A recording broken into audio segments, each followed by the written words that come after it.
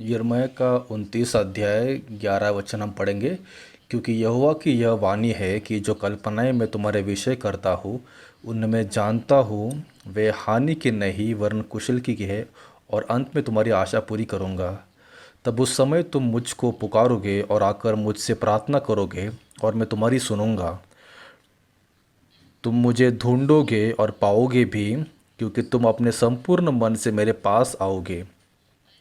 मैं तुम्हें मिलूँगा, यहोवा की यह वाणी है, और बंधुआऊ से लौटा ले आऊँगा, और तुमको उन सब जातियों और स्थानों में से जिनमें मैंने तुमको बरबस निकाल दिया है, और तुम्हें इकट्ठा करके इस स्थान में लौटा ले आऊँगा जहाँ से मैंने तुम्हें बंधुआ करवा के निकाल दिया था। यहोवा की ही वाणी है।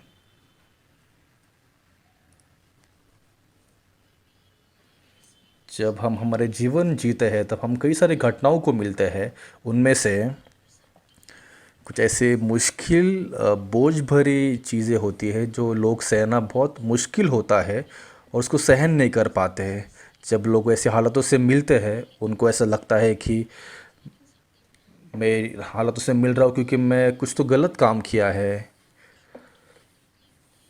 क्यों मुझे हमेशा इन मुश्किलों से जाना पड़ता है, क्यों मुझे इन समस्याओं से गुज़रना पड़ता है, क्यों मुझे ऐसी समस्याओं का सामना करना पड़ता है।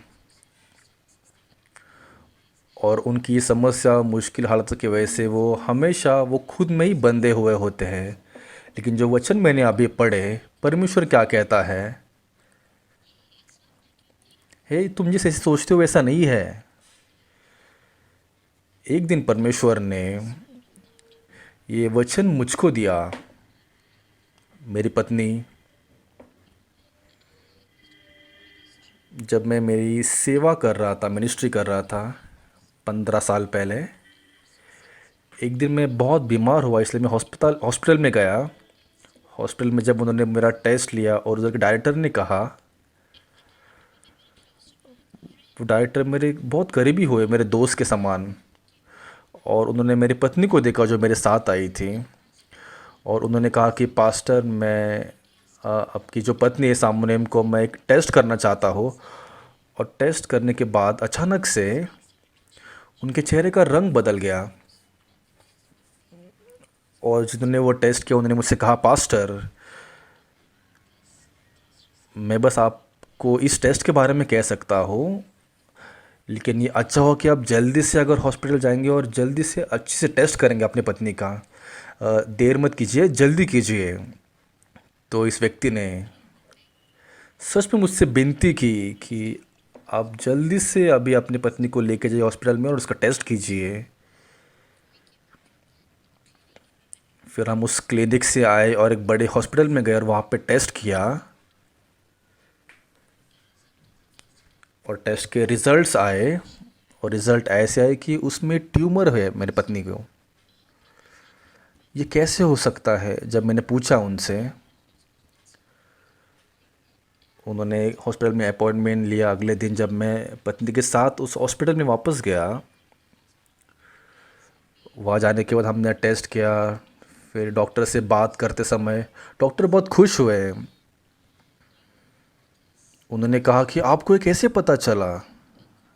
ये बहुत ही अच्छी चीज़ है, क्योंकि मनुष्यों को इतने जल्दी से पता नहीं चलता है। ये शुरुआत की पहली स्टेज में है। ये तो बहुत ही अच्छा कि आपको ये मालूम चला और आप जल्दी आ गए। इसलिए आप चिंता मत कीजिए, कोई भी समस्या नहीं होगी। बहुत ही सिंपल प्रोसीजर होने वाला है। और मेरा मन बहुत शांति में चला गया। मेरे पत्नी को लाया मैंने, हॉस्पिटल रूम में गए, हमने उसको एडमिट किया हॉस्पिटल में। और वो शुक्रवार की शाम के समय थी, और रात के समय मैं दोंग देखो में मिनिस्ट्री में कर रहा था, वहाँ से मैं लौटा। और शनिवार रविवार का दिन ख़त्म हुआ, फिर सोमवार का दिन, सोमवार के बाद मंगलवार के दिन टेस्ट रिज़ल्ट आने वाले ऐसे कहा गया। और सुबह 10 बजे के समय मेरे पत्नी ने मुझे कॉल किया। उन्होंने जो कहा, सारे बॉडी टेस्ट हो गए हैं, लेकिन मेरे पत्नी ने जो कहा बहुत ही गंभीर चीज़ कही।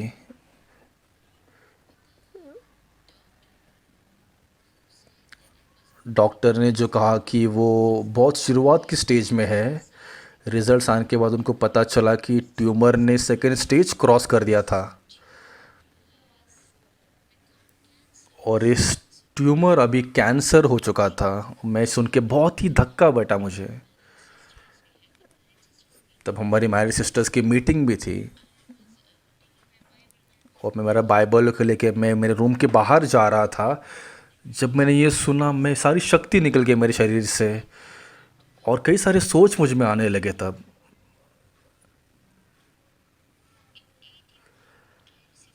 1981 में मुझे उद्धार मिला। तब से लेके अब तक इस समय में सुसमाचार में जिया, परमेश्वर की सेवा की, सुसमाचार की सेवा की, ऐसा जीवन में जिया।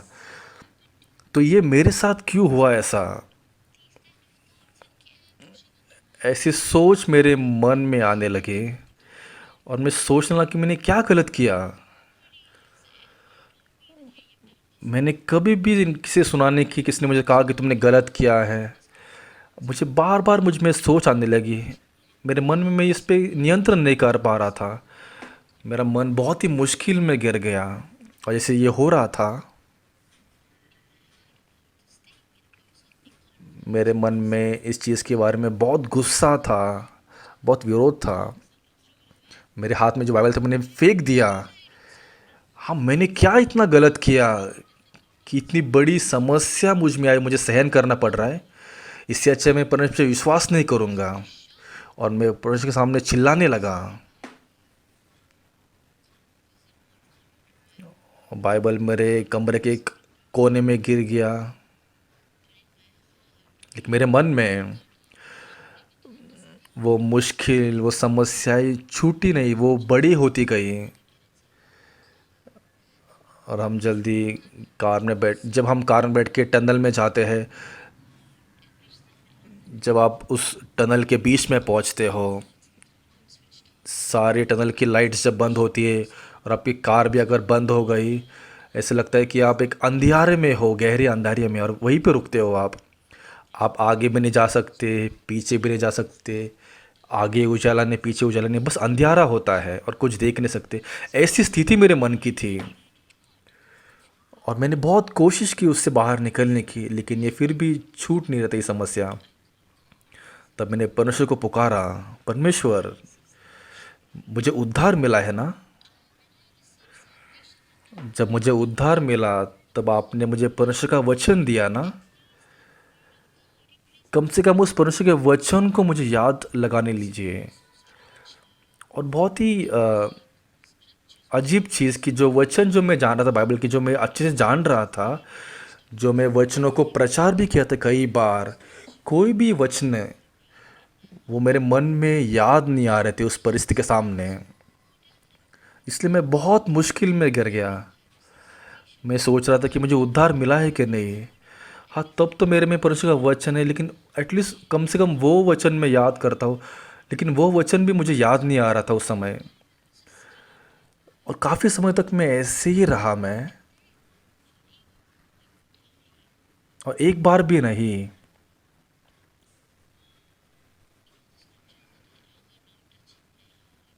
वचन मेरे मन को स्पर्श नहीं कर रहे थे।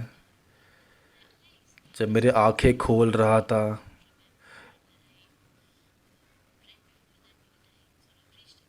ये वचन मैंने कई बार पढ़ा नहीं, कभी मैंने प्रचार भी नहीं किया, लेकिन ये यिर्मयाह का 29 अध्याय ये मेरे मन में आ सका।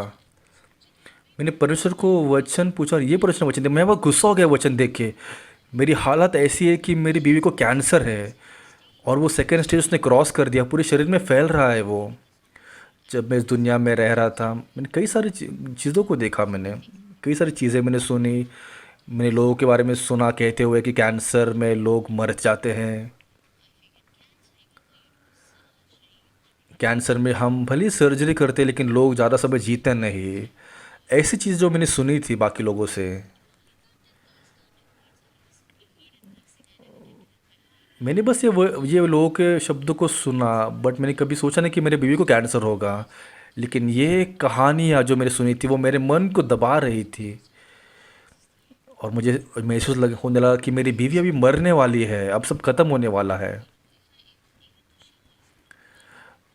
भले वो ज़्यादातर जी के भी वो 10 साल जी सकती है, उसके बाद मैं कैसे रहूँगा उसके बिना फिर।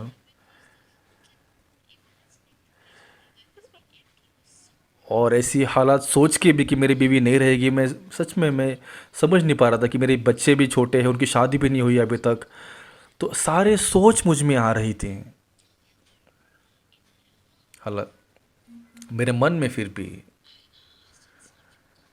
मैंने परमेश्वर को पूछा और परमेश्वर ने मुझे ये वचन दिया, यिर्मयाह का 29 अध्याय 11 से 14 वचन। और परमेश्वर कह रहा है कि ये कोई आपत्ति नहीं है। लेकिन मेरे सामने जो हालत थी कि मेरी बेबी हॉस्पिटल में है, उसको कैंसर है, उसने सेकेंड स्टेज क्रॉस किया है, उसे अभी सर्जरी करनी है, ऐसी हालत मेरे सामने थी।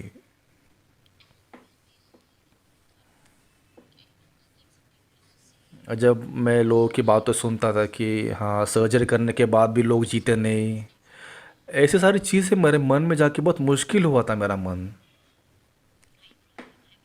मैंने बाइबल को ला जहाँ मैंने फेंका था और मैंने खोला, और मैंने ये वचन को देखा, यिर्मयाह का 29 अध्याय 11 वचन ये कहता है, हे जिन, मैं परमेश्वर तुमसे कहता हूँ, हे जिन, तुम जो सोचते हो ये सारी आपत्ति नहीं है तुम्हारे लिए। हे जिन, तुम्हारे जीवन में शांति के लिए, तुम्हें आशा देने के लिए, तुम्हें भविष्य लिए आशा देने के लिए, इसलिए चीज़ सब मैंने की। मैं और गुस्सा हो गया। अगर ये कोई आपत्ति नहीं तो फिर आपत्ति क्या होती है, मैं चिल्लाया। मैंने वापस से बाइबल पढ़ा, परमेश्वर मुझे तुम्हारी ज़रूरत नहीं है। फिर भी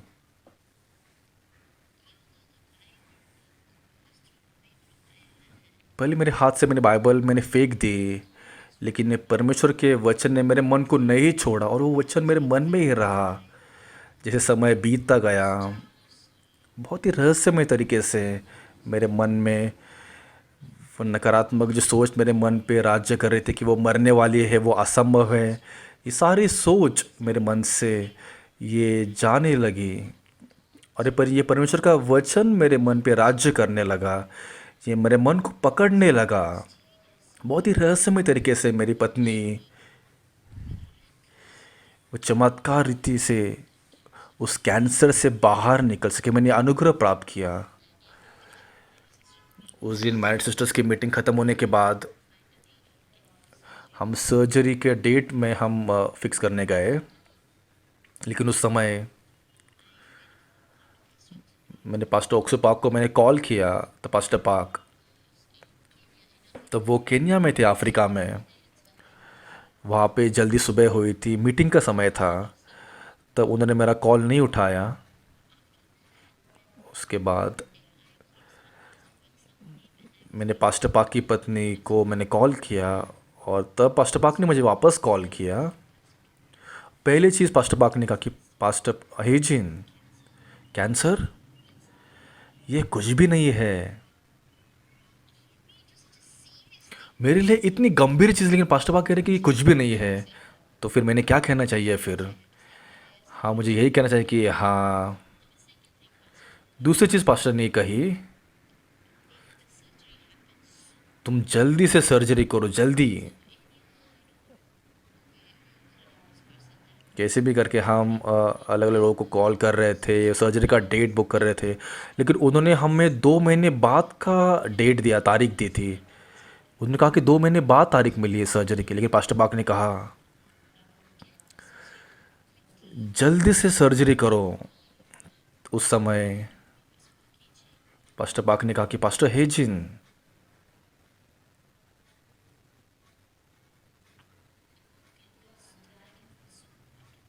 जल्दी अच्छे हो जाओ। पास्टर पाक ने वापस कहा, कैंसर ये कुछ भी नहीं है, ठीक है, जल्दी से सर्जरी करो, हाँ ठीक है।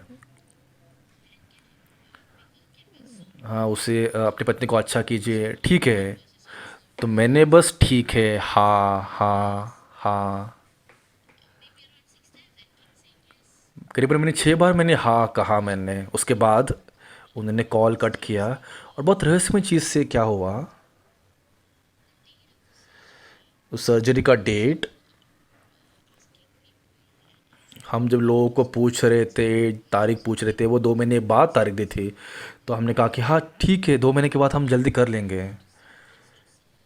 और टेस्ट रिजल्ट्स देखने के लिए मैं प्रतीक्षा कर रहा था मेरे इस टर्न का। मेरी पत्नी के सामने एक जवान औरत थी। वो डॉक्टर के साथ बैठ के एक साथ बात कर रही थी। अचानक से वो औरत बहुत गुस्सा हो गई और वो बाहर दौड़ गई। क्या हुआ कि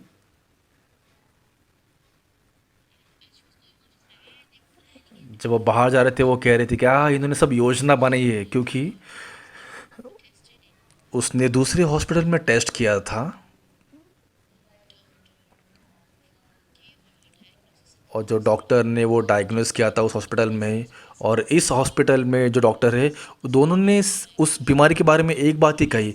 इसलिए उस औरत ने कहा कि ये दोनों भी एक जैसी बात कैसे कर रहे हैं। हाँ, इन दोनों ने एक मिली भगत इन्होंने योजना की है शायद से, और एक योजना बनाई है, और इसलिए मुझसे ये सब बातें कर रहे हो। इसलिए वो गुस्सा हुई कि उसने कहा कि यहाँ पे मैं सर्जन नहीं करूँगी, और वो भाग गई उधर से। इसलिए उसकी माँ जो उसके साथ थी वो डॉक्टर की माफ़ी मांग रही थी, मुझे क्षमा कीजिए क्षमा कीजिए, और वो भी बाहर चले गए। फिर डॉक्टर भी बाहर चले गए और कुछ देर के बाद वापस आए। और मैं बहुत ही डरा हुआ था मैं। हाँ, मुझे क्या करना चाहिए अब? अब मेरी पत्नी का टर्न था। हम डॉक्टर्स के रूम में गए। जब हमने वो रिज़ल्ट्स के बारे में सुना, डॉक्टर ने कहा कि हाँ सेकेंड स्टेज निकल गया है। हमें लगा था शुरुआत में कि ये बिगिनिंग स्टेज है, लेकिन अभी ये सेकेंड स्टेज के भी पार हो गया है। हमें जल्दी से सर्जरी करनी पड़ेगी अब, उन्होंने ये कहा हमसे। सच में तो आज मेरा काम ख़त्म करने के बाद मैं छुट्टी पे जा रहा हूँ 1 हफ़्ते के लिए। 1 हफ़्ते के बाद जब मैं आऊँगा, इसी दिन जब मैं लौटूँगा, इसलिए अगले हफ्ते जब मैं वापस आऊँगा, जिस दिन मैं लौटूंगा तो मेरे पास एक खाली समय है सर्जरी करने के लिए। क्या आप करना चाहोगे सर्जरी तब? जब मैंने लोगों से पूछा तब उन्होंने 2 महीने कहा मुझसे, लेकिन ये क्या कह रहे हैं मुझसे। और मैंने झट से कहा कि हाँ बिल्कुल, हाँ मैं बिल्कुल करना चाहूँगा। उसके पहले कोई भी तारीख नहीं थी, लेकिन इतने कम समय में जब मैंने पास्टर बाग को कॉल किया, पास्टर बाग ने कहा कि यार जल्दी सर्जरी करो तुम। और मैं पास्टर को कहने ही वाला था कि 2 महीने लगेंगे, लेकिन मैंने फिर भी कहा कि हाँ, और कॉल कॉल रख दिया। लेकिन सच में परमेश्वर ने उस सर्जरी का डेट 1 हफ्ते में ही कर दिया। सच में मैं समझ नहीं पाया मैं। और 1 हफ्ते के बाद हमें सर्जरी का डेट मिला। जब मैं वापस चर्च लौटा, फिर 1 हफ्ते के बाद फिर हम सर्जरी के लिए गए वापस। मैं बहुत ही नर्वस था, मैं डर गया था सर्जरी के कारण, लेकिन सर्जरी काफ़ी अच्छे से हुई। उसके बाद जब हम हॉस्पिटल के रूम में जब आए, बहुत ही रहस्यमय तरीके से अगले शब्द थे कि अच्छा हो जाओ। बहुत ही अद्भुत रीति से जो शब्द परमेश्वर ने कहा उसके दास के द्वारा मुझसे, जैसे यिर्मयाह के 29:11 में, सच में उसने मेल खाया ये। हाँ, ये मेरे लिए आपत्ति नहीं है, ये शांति देने के लिए थी मुझे। मेरे लिए घटना के द्वारा ये जो बीमारी है कैंसर, मुझ में और मेरी पत्नी के जीवन में बहुत ही निराशाजनक थी। हमें लगा कि ये शाप है हमारे लिए। ऐसा लगा कि हमें बहुत सहन कर रहे हैं इसके द्वारा, लेकिन ये घटना के द्वारा मेरे मन में परमेश्वर के प्रति परमेश्वर के प्रति देखने का मन मुझ में बन गया। वो मन जो कहता कि हाँ, दास के सामने ऐसा मन भी बना। मैंने कुछ नहीं कहा, बस मैंने हाँ कहा। और मैं कई सारे सोच में पकड़ा हुआ था, बंधा हुआ था, लेकिन वहाँ मुझे बस हाँ ही कहना था बस। लेकिन एक शब्द के द्वारा जो मैंने स्वीकार किया, बहुत रहस्यमय तरीके से मेरी सोच बदल गई और प्रत्यक्ष रूप से मेरे सामने मेरी पत्नी की बीमारी परमेश्वर ने एक एक करके छुड़ाई। और मैंने देखा कि कैसे परमेश्वर ने मेरे मन में काम किया। बहुत ही रहस्यमय तरीके से हुआ ये सब। हाँ, ऐसा भी संभव है मेरी पत्नी को अच्छा होना।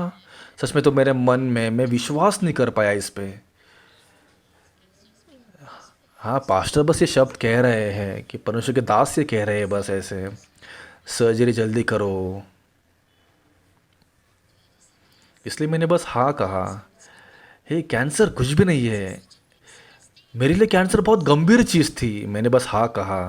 लेकिन उसके बाद मेरे मन में जो कैंसर इतना गंभीर था, और मैं अनजाने में भी, वो कैंसर कुछ भी नहीं बना मेरे लिए।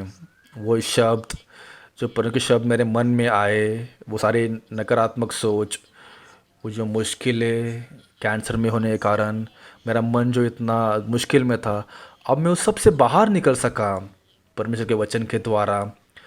वचन के द्वारा मैं मेरे जीवन पे मैं जीत सका। और मेरी पत्नी बहुत सेहतमंद बनी। अब हम पत्नी पत्नी और मैं सुसमझ के लिए जी रहे हैं। 1 साल के बाद वापस मेरी पत्नी का कैंसर वापस से आ गया। और लोग कहते कि जब कैंसर वापस आता है कि लोग जल्दी मर जाते, वो सोच जल्दी से मुझ में वापस आई। लेकिन पहले भी ये वचन ने मेरे मन में लड़ाई करके जीता था, तो इस बार भी ये वचन, इस बार भी कैंसर है तो ये हमारे लिए शाप नहीं है।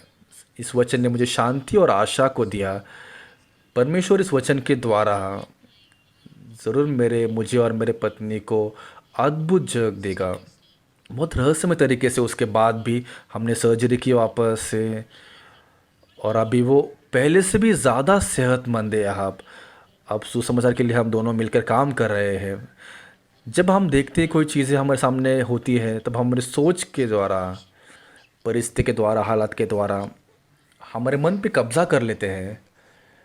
और हम जानते भी नहीं, लेकिन मेरे सोच की दुनिया में मैं जीने लगता हूँ फिर। जब मैं बहुत जवान था, मैं सच में अच्छे से पढ़ाई करना चाहता था। सच में मैं पढ़ाई करना चाहता था। मैं चाहता था कि मेरे जीवन का कुछ तो अर्थ बने, कुछ तो मूल्य हो मेरे जीवन का, बाकी लोगों की तरह नहीं। मैं एक अच्छा जीवन बिताना चाहता था मैं, इसलिए मुझे अच्छे से पढ़ाई करनी थी। मैंने बहुत परिश्रम भी किया इसके लिए। लेकिन हालात ऐसे थे कि मैं पढ़ाई नहीं कर पाया ज़्यादा। इसलिए स्कूल जाने के लिए मैंने स्पोर्ट्स में मैंने भाग लिया। और स्पोर्ट्स की वजह से मैं स्कूल में जा सका। और स्पोर्ट्स खेलते समय मेरे शरीर को लग गया, चोट लगी। उसकी वजह से मैं वापस से स्पोर्ट्स नहीं खेल पाया मैं। और ऐसा नसीब सच में मेरा था। और उसके ऊपर मुझे टीबी की बीमारी भी हुई। और मैं बिल्कुल भी जी नहीं सकता था उसके बाद। मेरा परिवार,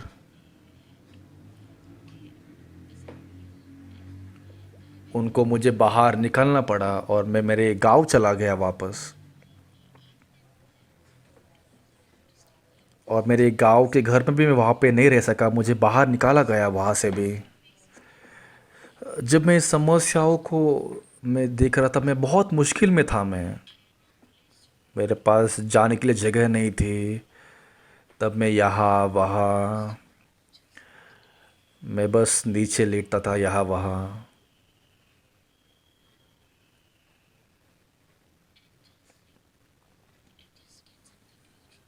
बस यहाँ वहाँ से कुछ खाने के लिए लाता था मैं।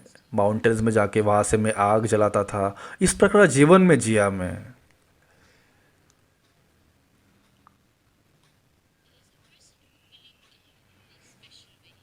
ऐसे लोग होते हैं जो बहुत विशेष रूप से परमेश्वर में विश्वास करते हैं। एक दिन वो व्यक्ति मेरे पास आया और उसने कहा कि हे जिन,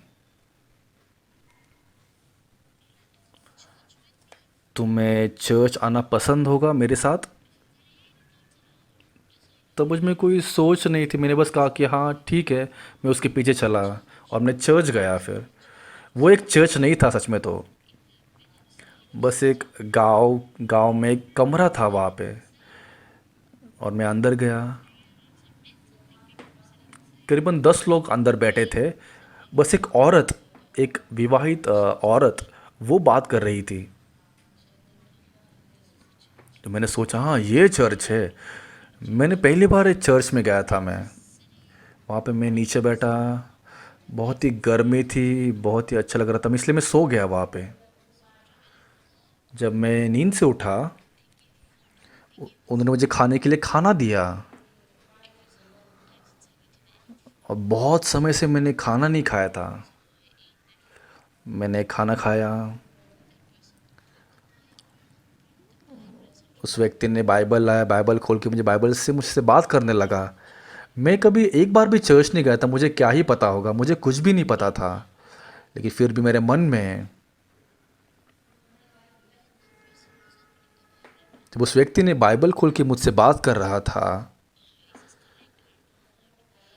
ये सही है कि नहीं, मैं इसको नकारूंगा, ऐसी शक्ति मुझ में नहीं थी ये सब हरकतें करने के लिए। इसलिए मैंने बस आसानी से उस व्यक्ति की बातें सुनी। मैंने कहा ये सही है क्या? हाँ, इसलिए ऐसा है क्या? वो मुझे समझा रहा था, बहुत अच्छे से समझा रहा था मुझे, मैं बहुत समझ गया आसानी से। और जब मैंने सुना, मैं आसानी से समझ सका वो। और निरंतर मैं सुन रहा था। फिर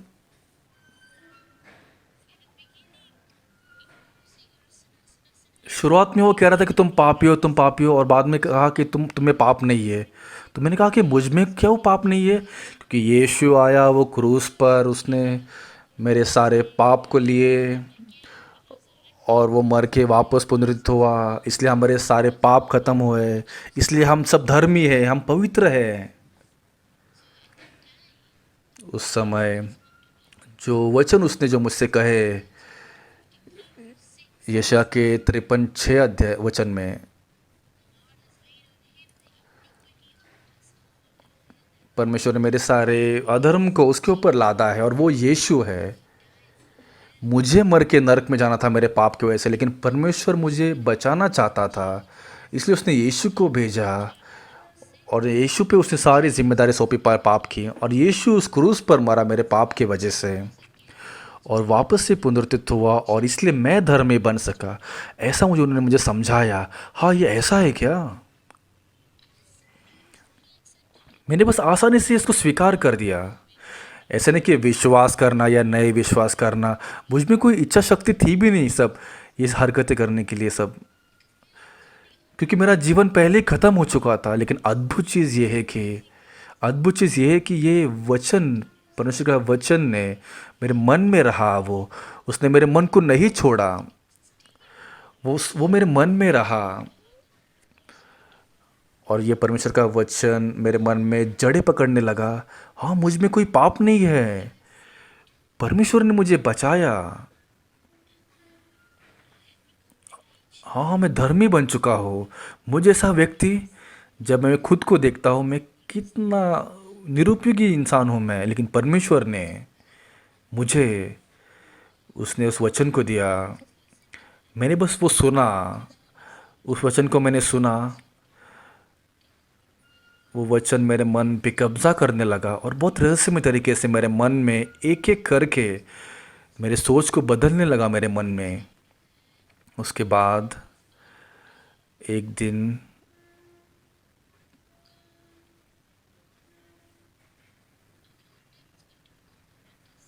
कुछ समय के बाद, विंटर का सीज़न आया। विंटर सीज़न बहुत ही ठंडी थी।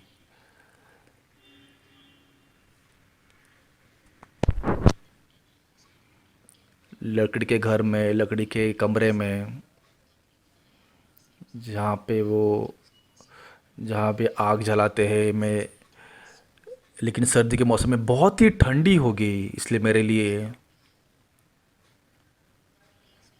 मुझे जगह दीजिए जहाँ पे मैं ये सर्दी का मौसम बिताऊँ, जहाँ ऐसा घर अगर मुझे मिलेगा, तो कमरा मिले, तो मैं वहाँ पे बिता पाऊँगा समय, सर्दी का मौसम।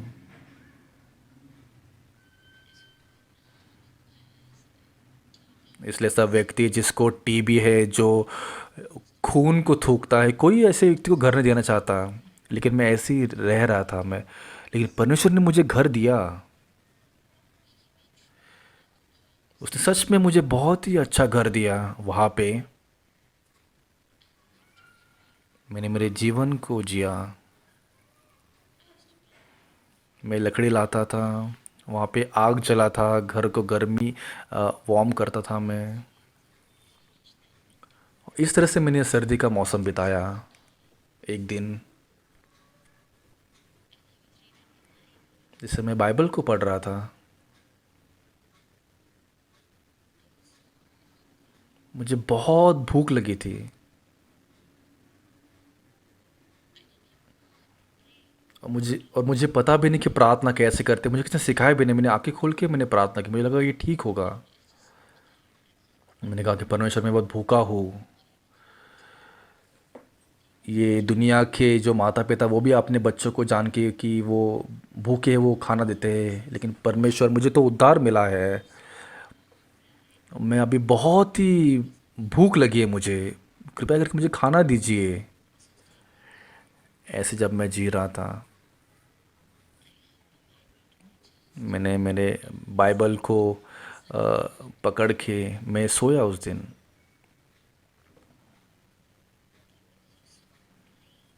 लेकिन बाहर बहुत ही उजाला था। जो सूरज का जो प्रकाश है वो अंदर आ रहा था और बहुत ही उजाला था। हमारे देश में पहले जब घर के जो द्वार होते थे, जो दरवाजे बहुत ही पतले हुआ करते थे लकड़ी से, इसलिए वो जो उजाला है वो अंदर आता था, इसलिए मैं उठ सका मैं जल्दी। उसके बाद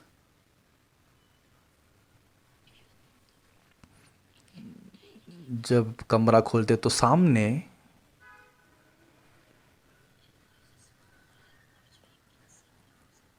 वहाँ पे कुछ जगह है जहाँ पे एक इंसान बैठ सकता है।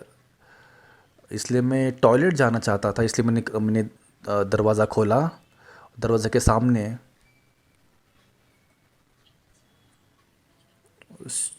छोटी सी जगह जहाँ पे वो इंसान बैठ सकता है, उस जगह पे एक कटोरा भरा चावल था उसमें।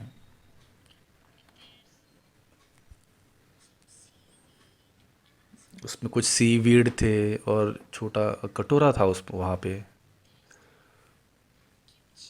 पे किमची थी और चावल का एक कटोरा दरवाजे के सामने। मैं चौंक गया देख के, किसने ये चावल यहाँ पे लाया। और मैं ऐसे सोच रहा था,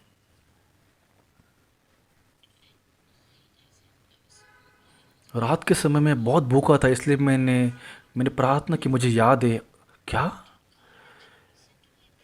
परमेश्वर ने मेरी प्रार्थना सुनी? उसने मेरी प्रार्थना सुनी उसने।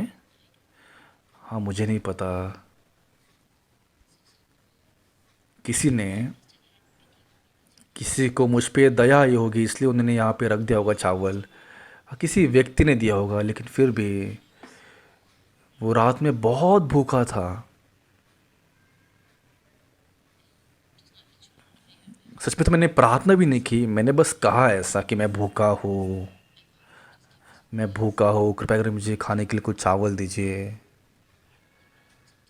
दुनिया के माँ बाप भी अपने बच्चों को देते खाना, परमेश्वर आप तो मेरे पिता है ना, तो मुझे कृपया करके मुझे कुछ चावल दीजिए। उसके बाद मैं सो गया और सुबह वहाँ पे चावल थे बाहर। वो चावल का कटोरा मैंने कमरे में लाए फिर। और मुझे याद है मैं रोया वहाँ पे आधा घंटा करीबन, उससे ज़्यादा मैं रोते रहा मैं बहुत ही भूखा था, लेकिन परमेश्वर ने मुझे चावल दिए। कौन हूँ मैं कौन हूँ?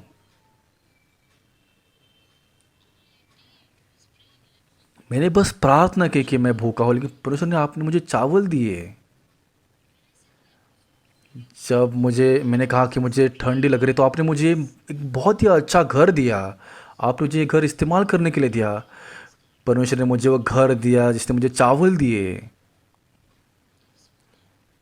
अगर ऐसा है तो, अगर दुनिया के लोगों ने मुझे छोड़ दिया है, मेरे परिवार ने मुझे छोड़ दिया,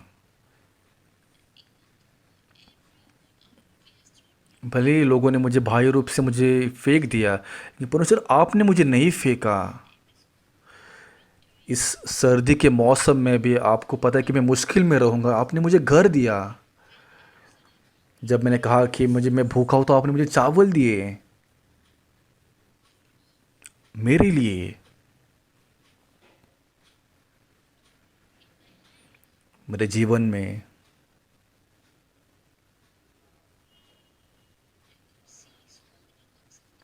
मैं परमेश्वर के कई काम देख सका जिसने मुझे, जब मुझे जिसने मुझे मदद की। जब मैं वो चावल खा रहा था, मुझे लगा हाँ ये काफ़ी है मेरे लिए। हाँ ये परमेश्वर, वो मेरे जीवन को चला रहा है। मतलब भले मैं इस अभी घर में रह रहा हूँ, इस परमेश्वर ने मुझे घर दिया, परमेश्वर ने मुझे चावल भी दिए। वो मेरे बीमारी को भी चंगा करेगा, वो मुझे सब कुछ देगा जिसकी भी मुझे ज़रूरत है।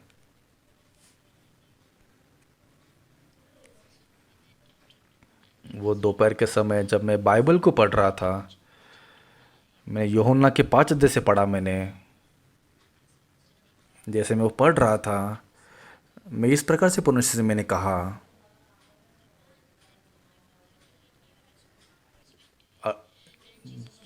38 साल से बीमार हुआ जो बीमार व्यक्ति, जब यीशु आप जाके उसने कहा, यीशु ने उससे पूछा कि तुम अच्छा होना चाहते हो क्या? तब उस व्यक्ति ने यीशु से कहा,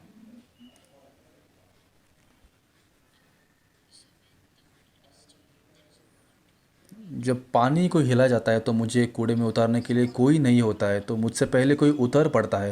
यीशु ने उससे कहा कि ऊँट अपनी खाट उठाकर चल फिर। लेकिन अद्भुत रूप से वो मनुष्य 38 साल से बीमार था, वो चल नहीं पा रहा था, वो उस जगह पे लेटा हुआ था। वो झट से उठा और वो चलने लगा।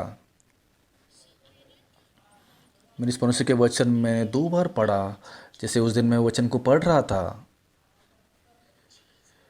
यीशु आज इस व्यक्ति को उद्धार भी नहीं मिला, उद्धार मिलने से पहले ही आप उसके पास गए और आपने उसकी बीमारी को चंगा किया।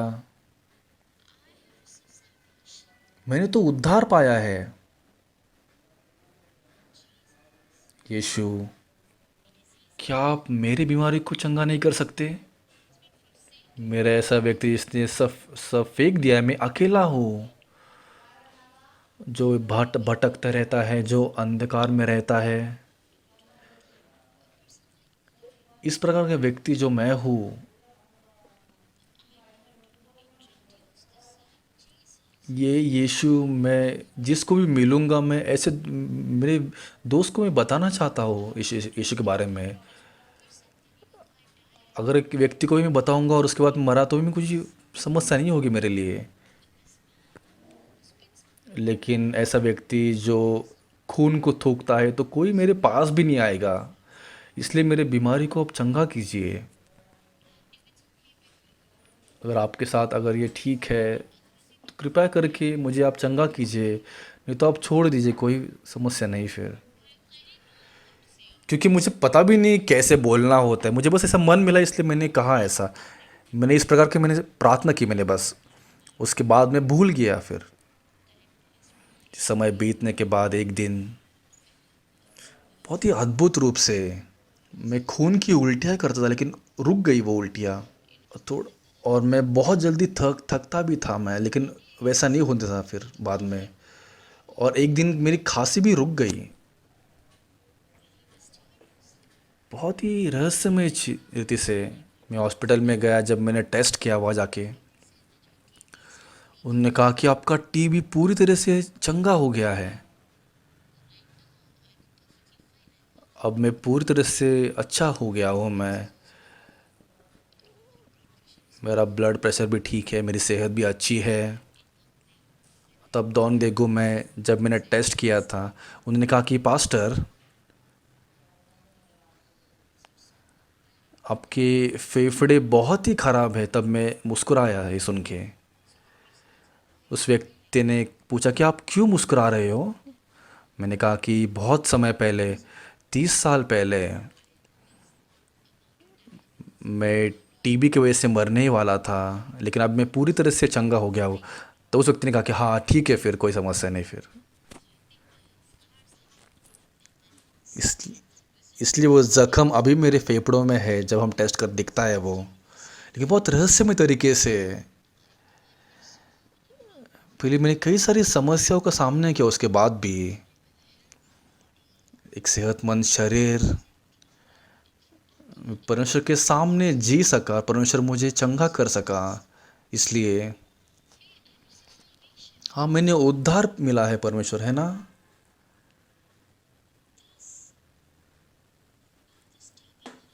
ये टीबी जो मेरा है, जो पीठ में जो दर्द है, आप चंगा कर सकते हो। मैं कुछ नहीं कर सकता काम, अगर ऐसे रहा तो ये, दूसरे शब्दों में मतलब कि हाँ ऐसे ही रहने दो फिर। लेकिन परमेश्वर ने मेरे उस जीवन को पूरी तरह से बदल दिया। उसने मेरे शरीर की बीमारियों को चंगा किया, उसने टीबी की समस्या छुड़ाई। मुझे सब ने छोड़ दिया था, मेरे जीवन को ये अर्थ नहीं था, लेकिन परमेश्वर ने मुझे कभी नहीं छोड़ा, मुझे कभी उसने अकेला नहीं गिराया। और मैं परमेश्वर के भीतर बहुत ही आशीषित जीवन को मैं जी सका। परमेश्वर ने ऐसा जीवन मुझे जीने लगाया मेरे लिए। जब मुझे टीबी था, जब मुझे मेरे परिवार ने छोड़ दिया था, मुझे बाहर निकाला दिया था, हाँ मेरा जीवन इस तरह से कैसे है, कितना दयनीय हो सकता है मेरा जीवन।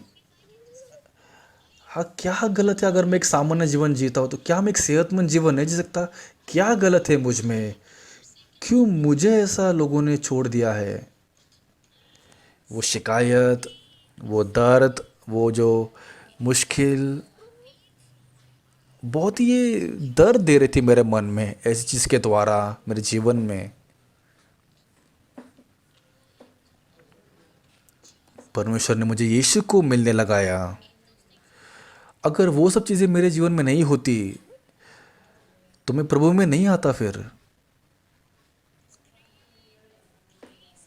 ये महान उद्धार का अनुग्रह उसने मुझे दिया, ये महान सुसमाचार के सामने वो चाहता था कि मैं इस प्रकार का जीवन जियो। इसलिए परमेश्वर ने मेरे जीवन में उसने मुझे समस्याएं दी। और इस समस्याएं जब मेरे आंखों से दिखता हूँ तो वो लगता है कि ये बहुत बड़ी आपत्ति है, लगता है कि बहुत बड़ा शाप है मेरे लिए। लेकिन परमेश्वर के भीतर जब मैंने देखा, लेकिन ये मेरे लिए आपत्ति नहीं, मेरे लिए शाप नहीं है, एक बहुत बड़ी आशीष थी, एक अनंत काल के जीवन पाने के लिए अपने परमेश्वर ने। बस हमारे जीवन को नहीं चलाया ऐसे, पर हमारे सारे जीवन को परमेश्वर ने इस दुनिया में लाया। और ये करने के लिए ये अलग अलग मुश्किल समस्याएं दी हमको। अगर दूसरे राज्य 17 अध्याय 8 वचन में देखेंगे हम, तब परमेश्वर के वचन ने उसके पास आके कहा, ऊट और सारफत को जा, जो सिदोन के में है, वहाँ पे जा। मैंने एक विधवा को आज्ञा की है कि वो तुझे खाना देगी। इसलिए वह उठा और वो सारफात गया, और वहाँ पे उस नगर के द्वार पे था। वहाँ पे एक विधवा थी जो लकड़ी इकट्ठा कर रही थी। तो उसने विधवा को कहा कि मुझे जाके कुछ, मुझे पानी लाइए कुछ पीने के लिए। और जब वो जा रही तो उसने वापस बुलाया और कहा कि मुझे खाने के लिए कुछ रोटी लाइए। तो उसने कहा कि मेरे पास खाने के लिए कुछ भी रोटी नहीं है, बस मैं कुछ तो आटा है और मेरे तेल है, और ये आखिरी की लकड़ी इकट्ठा करके मैं मेरे मेरे लिए और मेरे बेटे के लिए खाना पका के मैं खा के मरने वाली हूँ। लेकिन एलिया ने कहा कि तुम डरो मत, तुम जाओ और तुम, अगर हम पहले राजा के 17 अध्याय वचन 8 में देखेंगे, तब यहोवा का यह वचन उसके पास पहुंचा कि चलकर सिदोन के सारपत नगर में जाकर वहीं रह। सुन, मैंने वहाँ की एक विधवा को तेरे खिलाने की आज्ञा दी है। सो वो वहाँ से चल दिया और सारपत को गया। नगर के फाटक के पास पहुंचकर उसने क्या देखा कि एक विधवा लकड़ी बीन रही है। उसको बुलाकर उसने कहा, किसी पात्र में मेरे पीने को थोड़ा पानी ले आ। जब वह लेने जा रही थी तो उसने उसे पुकार के कहा, अपने हाथ में एक टुकड़ा रोटी भी मेरे पास लेती आ। उसने कहा, तेरे परमेश्वर यहोवा के जीवन की शपथ, मेरे पास एक भी रोटी नहीं है, केवल घड़े में मुट्ठी भर मैदा और कुपी में थोड़ा सा तेल है। और मैं दो एक लकड़ी बिनकर लिए जाती हूँ कि अपने और अपने बेटे के लिए उसे पकाऊँ और हम उसे खाए फिर मर जाए। एलिय्याह ने उससे कहा, मत डर, जाकर अपनी बात के अनुसार कर, परंतु पहले मेरे लिए एक छोटी सी रोटी बनाकर मेरे पास ले आ, फिर इसके बाद अपने और अपने बेटे के लिए बनाना।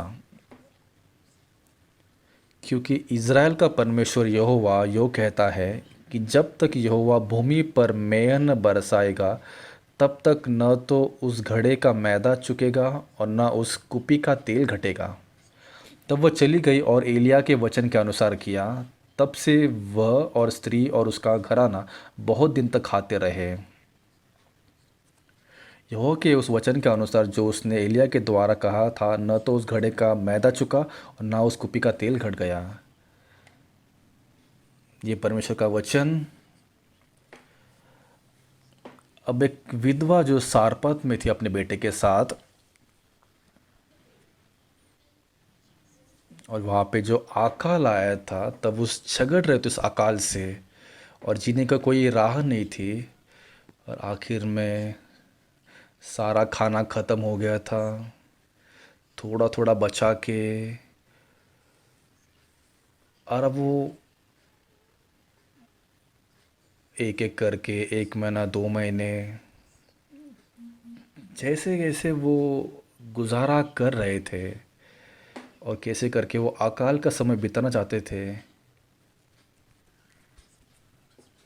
लेकिन ये अकाल जो पड़ा था वो ख़त्म ही नहीं हो रहा था। यह अकाल अभी ख़त्म नहीं हो रहा था और कोई आशा भी नहीं थी कि ये अकाल ख़त्म हो जाएगा और उनके पास ज़्यादा खाना आएगा। एक दिन परमेश्वर ने एलिय्याह को उस सारपात की विधवा के पास भेजा, वहाँ पे जा, वहाँ पे एक विधवा है जिसको मैंने आज्ञा की तुम्हें खाना देगी। वो उस वचन के अनुसार एलिय्याह जब सारपात को आया, वहाँ पे एक स्त्री मिली, एक बच्चे के साथ, एक अपने बेटे के साथ। और यहाँ वहाँ जा रही थी, लकड़ी बिन रही थी। हाँ, ये औरत, उसके पास कुछ मैदा है, कुछ तेल है, और ये आखिर में एक बना के खाना बना के उसके पास अब कुछ भी नहीं बचा है इसके बाद। ये अब हमारा नसीब है, हमारा जीवन ख़त्म होने वाला है अब।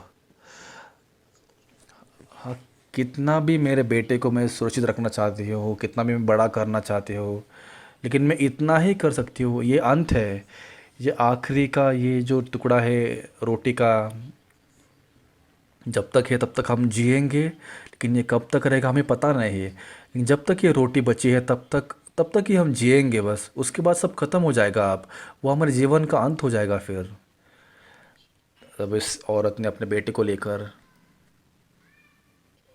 और उस नगर के फाटक के बाहर वो कुछ लकड़ियाँ बीन रही थी, अपना सर नीचे झुका के लकड़ियाँ कुछ बीन रही थी। और आखिर में उसे वो जो मैदे से वो आखिरी रोटी बनाने वाली थी और वो खा के वो मरने वाले थे। हम सब इसके बारे में सोचते हैं अब। उस नगर के फाटक के बाहर इस स्त्री ने अपने बेटे को भी बाहर लाया। वो बहुत परिश्रम कर रही है, वो उस लकड़ियाँ बीन रही है, लेकिन स्त्री ने अपने जीवन में, अगर हम उसके जीवन को अगर देखेंगे बारीकाई से, अगर हम इसके जीवन के चित्र में देखेंगे, इसमें शांति नहीं है, इसमें आशा नहीं है। स्त्री के जीवन में, इस जीवन के जो जीवन में बिल्कुल भी खुशी नहीं है।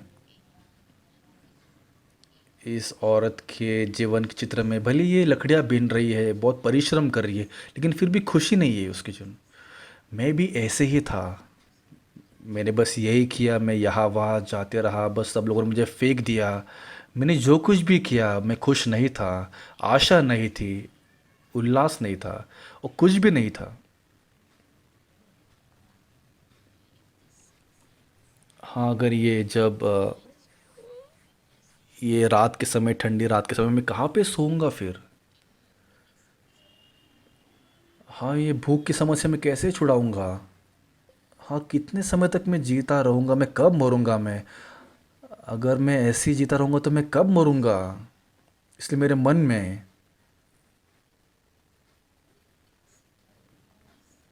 वो जो सहन करने के मुश्किल, वो दुख, वो जो निराशा, वो जो गुस्सा, वो मेरे मन में बस आता रहा। कोई भी ये देख नहीं पा रहा था, लेकिन मेरे जीवन में खुशी नहीं थी, आशा नहीं थी। बस इस स्त्री के समान इस प्रकार से मैं जिया।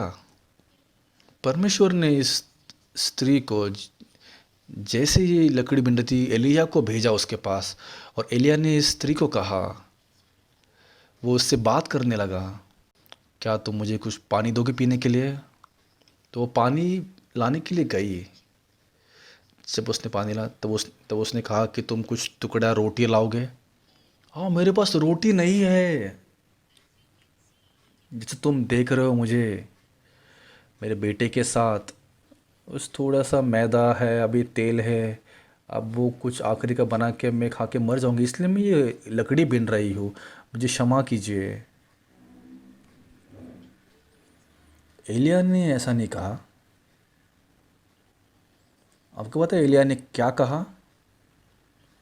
मत डर, जाकर अपनी बात के अनुसार कर,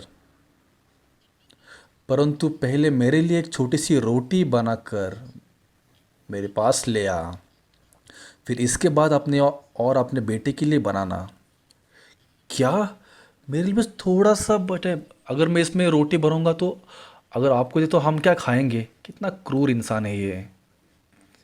हाँ, सब कुछ मुझे से मांग रहा है। हाँ, क्या क्या अर्थ है? मैं सब कुछ दे दूंगी इसको मैं। लेकिन एलिया ने कहा कि सबसे पहले छोटी रोटी मेरे लिए बना कर ला, फिर तुमने जो कहा है तुम सब करो फिर। उसके बाद एलिया ने क्या कहा? क्योंकि इज़राइल का परमेश्वर यहोवा यो कहता है कि जब तक यहोवा भूमि पर मेंह न बरसाएगा, तब तक न तो उस घड़े का मैदा चुकेगा और न उस कुपी का तेल घटेगा। परमेश्वर यहोवा ये कहता है कि तुम्हारे घड़े का मैदा और वो जो कुपी का तेल कभी भी नहीं घटेगा, कभी भी नहीं खत्म का, जब तक परमेश्वर भूमि पर मेघ न बरसाएगा। जो मैदा और तेल जो आपके जे कुपी में है वो कभी नहीं ख़त्म होगा। सबसे पहले मुझे छोटी रोटी लाओ और उसके बाद आप तुम करो, परमेश्वर आपको देगा। ये एलिया ने उससे कहा और उसने सुनी उसकी बात। हाँ, ठीक है, ठीक है, ठीक है, मैं आपको छोटी रोटी बनाकर दूंगे। हाँ, इसलिए उसको ये रोटी खानी, इसलिए ये सब शब्द कह रहा है ऐसा ही है। उसने ऐसे नहीं सोचा, लेकिन इसने एलिया के शब्द को सुना। और वचन 15 में लिखा है, तब वह चली गई और एलिया के वचन के अनुसार किया। उसने जाकर एलिया के वचन के द्वारा किया, अनुसार किया। तब से वह और स्त्री और उसका घराना बहुत दिन तक खाते रहे। वो जो मैदा और तेल है कुप्पे का ख़त्म नहीं हुआ। एलिया ने कहा उस तरह से हुआ। बहुत अद्भुत चीज़ है ना। वो भरते रहा वो अब उस खुशी भरा जीवन, आशा का जीवन, उसे वो सब कुछ करना था। लेकिन ये स्त्री के जीवन में ये मृत्यु, डर, वो निराशा, दुख, सब कुछ आ गया था और वो रोकने के लिए अभी उसके पास कोई चीज़ नहीं थी। उसके जीवन के चित्र में कोई भी खुशी नहीं थी। उसके पास वो रंग नहीं था, खुशी का रंग, उल्लास का रंग, आशा का रंग नहीं था। बस वो मृत्यु थी, दुख थी, वो दर्द था, बस अंधकार था। अब एलिया ने इस जीवन में जब उसने प्रवेश किया, जैसे उसने वो परमेश्वर के वचन को स्वीकारा, इस वचन के द्वारा उसने जब किया अनुसार, उसके जीवन में आशा का रंग उसके जीवन पे वो आ सका। वो खुशी उल्लास का रंग उसके जीवन के चित्र पे गिर सका। वो उसके पास पहले बस दर्द था, दुख थे, आशा नहीं थी, लेकिन अब जब वो बाहर जा रही अभी, अब जब वो रोटी बना रही उस मैदे से, अब कितना भी बनाए वो, कितना भी वो मैदा इस्तेमाल करे, वो सब भरते जा रहा था। वो बहुत खुश थी। अब वो, मैं खाऊंगा, तुम खाओगे, पड़ोसी खाएंगे, सब लोग खाएंगे अब। इसलिए ये औरत कैसे वो मृत्यु से बाहर आ सके, किस प्रकार के टैलेंट से आ सके। मैं मुझसे इंसान जो खून की उल्टियाँ कर रहा था, जब मेरे परिवार ने मुझे फेंक दिया था, हे जिन, तुम मेरे साथ चर्च आओ। परमेश्वर ने मेरे जीवन में एक परमेश्वर के दास को भेजा, एलिया की तरह। उस परमेश्वर के दास के द्वारा मैं मेरे जीवन को जी सकता हूँ। उसने मेरे जीवन को बदल दिया। आज ये स्त्री के लिए भी परमेश्वर ने एक साल भेजा। इस औरत के जीवन में उसने जीवन को बदल दिया परमेश्वर ने। वो दुख का जीवन नहीं, अब वो कुछ भी करे, भले वो रोटी बनाए, वो लकड़ी बीनने जाए, वो अभी खुशी का जीवन जीने लगी, क्योंकि परमेश्वर ने उसके जीवन को बदल दिया। इस प्रकार हमारे परमेश्वर,